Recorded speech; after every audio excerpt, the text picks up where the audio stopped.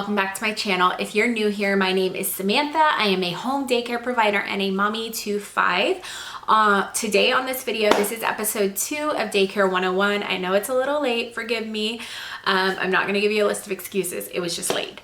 Today we're gonna talk about licensing, but before, forgive all this craziness. I just filmed a school supply video, which you guys will see on Thursday, and I didn't feel like changing the background. So this is what we're gonna work with today. So I'm gonna talk to you guys about licensing. I am in the state of Texas, so my expertise and my knowledge is really for the state of Texas. I know a little bit about New Jersey as well because I lived there previously, ran a daycare out of my home and all that sort of fun stuff. So I know a little bit about that, but this is mostly going to be a generic licensing video. What I have done is I have found a website that has all of the states listed down below or listed on this website, and it takes you to the link of your state's minimum standards or your state's website where you can find all the information about opening a home daycare. So I will link that site down below, so it'll take you to the website that you need to go to. If you have further questions, I can try to help you. Again, my expertise is in Texas because that is where I run my home daycare. So I'm gonna just kind of give you a general video here. So in Texas, we have 3 types of daycares. We have a licensed center or home daycare. I am a licensed home daycare, which is kind of like the highest level that you can be as a home daycare before you move on to a center. So I'm a licensed home daycare. Below that is a registered home daycare. This is, so the license, I can have up to 12 children. Including my children, so I do have to preface that. I can only have 12 children in care at a time, varying ages. I can't have 12 infants by myself, but I can have 12 with help, with an assistant. And below that is a registered home daycare, which I was previously. And I could have up to 6 children, including my 2 little ones, and up to 8 with my 2 school age kids. So with the kids that I had, I could have 6 plus my 2 school age. Excuse me. And then below that is a listed home daycare. This basically means you don't have to comply with the state, you should comply with the standards of the state.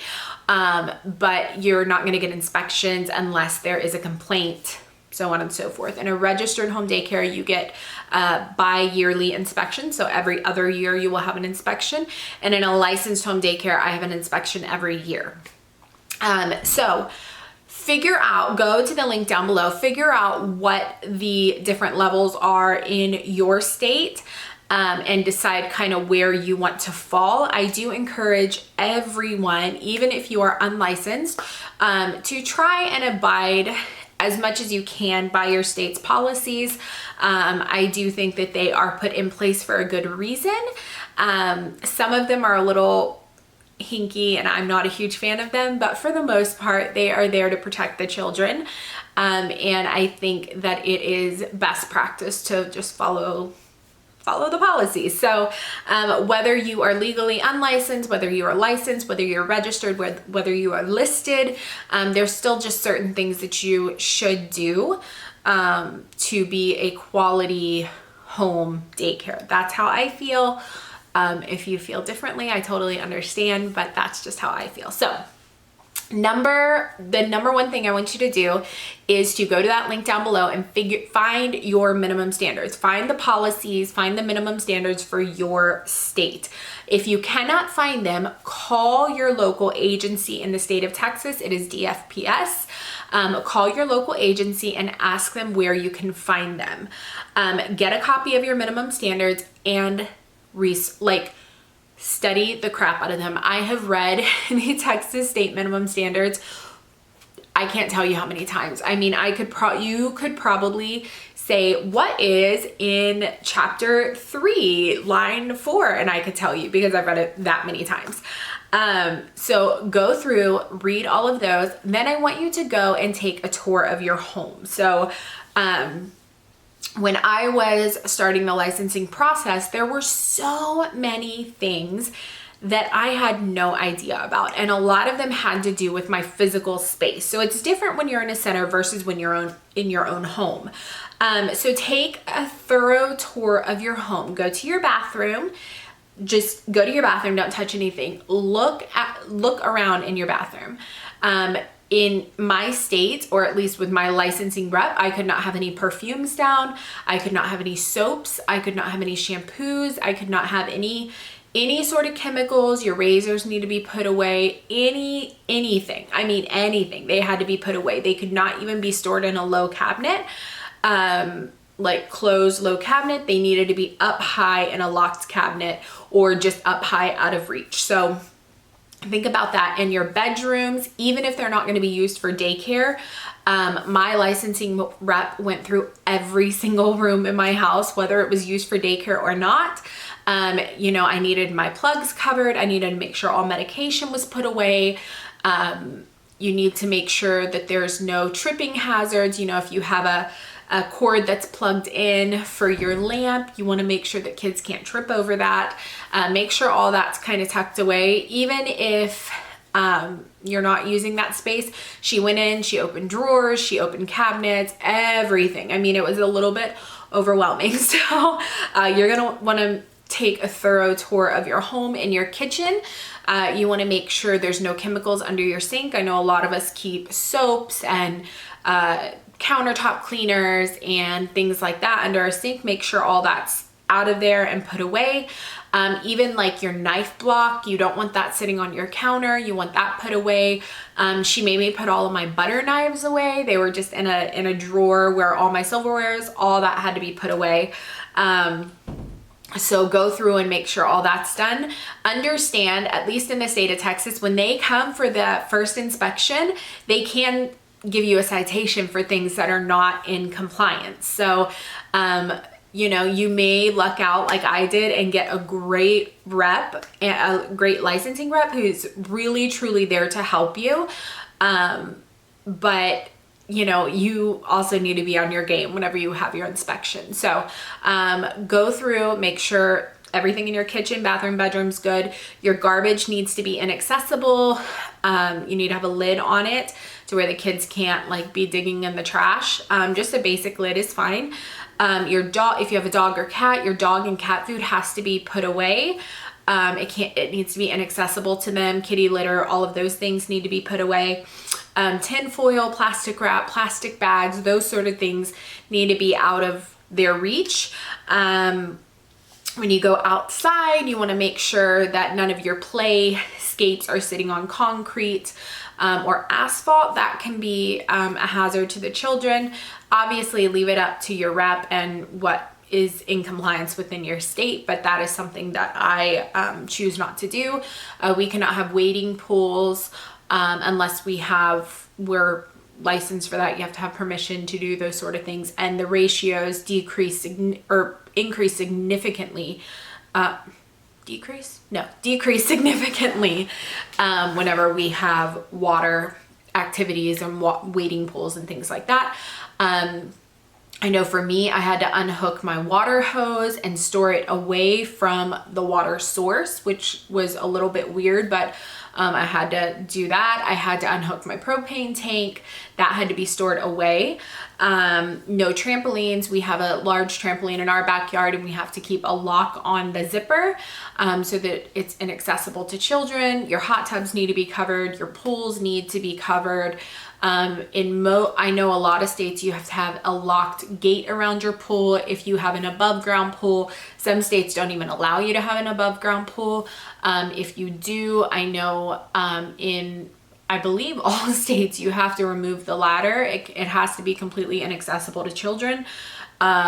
If you have dogs, you want to make sure there's no feces in your yard. You want to make sure all that's picked up. Broken fences, cracked plastic on your playscapes or your climbers or anything like that. That is something that they can write you up for. Just any little hazards you want to like go through with a fine tooth comb. And inside, what I ended up doing was like crawling on the floor and looking at things that an infant could get into. And it's amazing what you see whenever you get down on your hands and knees and look at it from their perspective, because there's a lot of times when I'm like, why do you keep messing with that? But whenever you get down to their level, you're like, oh, it's right at their level. Of course they're gonna mess with it. That's all they see. So I have my notes here, sorry guys. I know it's a little bit of a hot mess, but licensing is such a big thing that I wanna make sure that I'm covering all the potentials. You want to make sure all your closets in your house are free of hazards. So if you have a cleaning closet or something like that, you want to make sure it's locked to where they cannot access it. You want to put doorknob covers or gates to places that you don't want the children to go. If there's certain areas of your house you don't want them going, you need to put a gate up, or doorknob handles, all of those things, so that that is inaccessible. Your paint on your walls, you want to make sure you don't have chips and it is in good repair. You want to make sure that your house looks nice. Poisonous plants, that's something that I don't have a problem with because I have a horrible like black thumb. I cannot keep a plant alive to save my life. So, but if you have poisonous plants inside or outside, you want to make sure that you get rid of those, or they are stored away to where the children cannot reach them. You want to have safety plugs in each of the rooms. Use cabinet locks. I buy my cabinet locks at the Dollar Tree. I also buy my plugs at the Dollar Tree. They work just fine. You don't have to spend a lot for them. If you have firearms in your house, you want to make sure they're locked away. I know in the state of Texas, we have to have our firearms in a safe, in a locked safe, and the bullets have to be, your ammunition has to be separate. It has to be in a separate space. It cannot be in the same locked space. So make sure that you're taking care of your firearms and those are put away. Window and blind cords, you want to make sure they are completely out of reach of the children. Ours are, we just kind of hang them up. You can put, you know, a thumbtack or something and hang them up. I know that they have like hooks and latches that you can put them up with, but you want to make sure those are out of reach. All of your different levels need to have 2 exits. So if you are doing daycare in a basement level, you need to make sure that you have a window or something to where you can get out of, as well as your main exit from that room.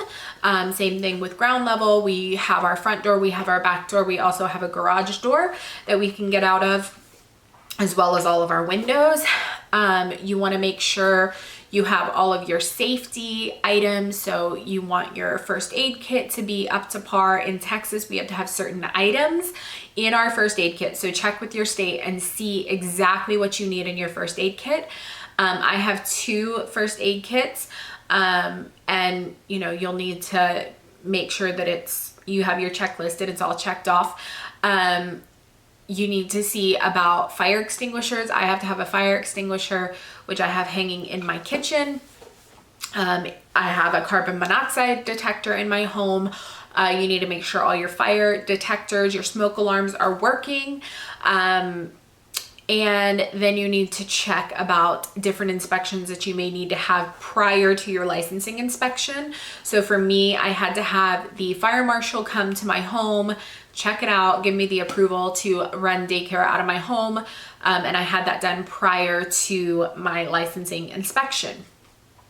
So those are just some of the things you need to think about for your licensing inspection and for licensing in general. I just want to put this out there. Don't be afraid of your rep. Don't be afraid of your licensing system in your state, regardless of what people think of it, regardless of whether it's good or bad or whatever. They are there to help you. And, you know, if you need to call and say, hey, you know, I have some questions, can you guys help me? You know, if you can, contact another provider in the area. If you're friends with another provider, have them come in and help you. Have them come in and act as the inspector and have that checklist. Have your husband or if you're a male, have your wife, or you know, maybe a cousin or a sister or brother come in and act as the inspector, and just get a fresh pair of eyes on your home and see if they see anything different. And then I would also say to, you know, go over it with a fine tooth comb. Make sure that you're fully prepared. Again, they can write you up on your first inspection, at least in Texas they can. So make sure you're fully prepared. I am kind of rambling, but there is another YouTuber. Her channel name is, I believe it's Home Childcare Trainers. If I'm wrong, I'm so sorry. But she has wonderful content. I'm gonna link her channel down below. She really kind of covers all the different bases with home daycare, way more than I do, in a less rambly version than I do. And also, if you're in the state of Texas, I know she provides training for new providers. She can also act as kind of a coach. I know she has gone to people's homes and helped them set up. So she's a really, really great resource, especially if you live in the state of Texas. So I'm going to link her channel down below. And I hope you guys go and check her out. She's just awesome. And she will be able to answer all the questions that I did not in this video. So I'm trying to keep these videos quick. I know this is 16 minutes, that wasn't quick, but I'm trying to give you as much information as possible. If you have more questions about licensing and kind of what they're going to be looking for, let me know down below and I will try to answer those as quickly as possible. And the next video will be up next week. I have not decided on the topic just yet, but I'm going to work on that this week and have that up for you next Monday. So I hope you guys enjoyed this video and I will see you guys in my next one. Bye.